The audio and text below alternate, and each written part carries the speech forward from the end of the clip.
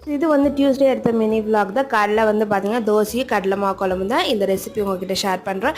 டக்குன்னு ஒரு 5 மினிட்ஸில் செஞ்சிடலாம். இது வந்து பார்த்தீங்கன்னா கொஞ்சமாக ஆயில் சேர்த்துட்டு கடுகு 1 டேபிள் ஸ்பூன், பட்டை, லவங்கம், 1 வெங்காயம், 4 பச்சை மிளகா, தேவையான அளவுக்கு உப்பு ஆட் பண்ணி ஆனியன் வந்து நல்லா க்ரன்ச்சியாக வரணும், கோல்டன் ப்ரௌன் கலர் வேண்டாம். Ginger garlic paste 1 tablespoon add பண்ணிட்டு 2 தக்காளி ஆட் பண்ணி நல்லா மேஷ் பண்ணிக்கோங்க. மேஷ் பண்ணதுக்கப்புறமா 1/4 டேபிள் ஸ்பூன் மஞ்சள் ஆட் பண்ணிடலாம். 1 கப் வாட்டர் வந்து ஆட் பண்ணிவிட்டு 2 டேபிள் ஸ்பூன் கடலை மாவு வந்து கட்டி இல்லாமல் ஃபஸ்ட்டு கரைச்சி எடுத்துக்கோங்க. கரைச்சி எடுத்ததுக்கப்புறம் தண்ணி கொதி வந்துட்டுக்கப்புறமா அந்த கடலை மாவு வந்து ஆட் பண்ணுங்கள். ஸோ எந்த ஒரு கட்டி இல்லாமல் ஆட் பண்ணும்போது தான் குழம்பு வந்து கரெக்டான கன்சிஸ்டன்சியில் வந்து வரும். ஃபைனலாக வந்து பார்த்திங்கன்னா ஒரு 10 மினிட்ஸ் கொதிக்க வச்சு கொத்தமல்லி ஆட் பண்ணால் சூப்பரான குழம்பு ரெடி. ஸோ மதியம் வந்து பார்த்திங்கன்னா முருங்கைக்காய் தொக்கும், இன்ஸ்டன்ட் ரசம். பாப்பாவுக்கு வந்து பார்த்திங்கன்னா ரசம் ரைஸ் தான் பண்ணியிருந்தேன். ஸோ நீங்கள் உங்கள் வீட்டில் என்ன ரெசிபி அப்படின்றத மறக்காமல் கமெண்ட் பாக்ஸில் கமெண்ட் பண்ணுங்கள். See you in the next video. Tata, bye bye.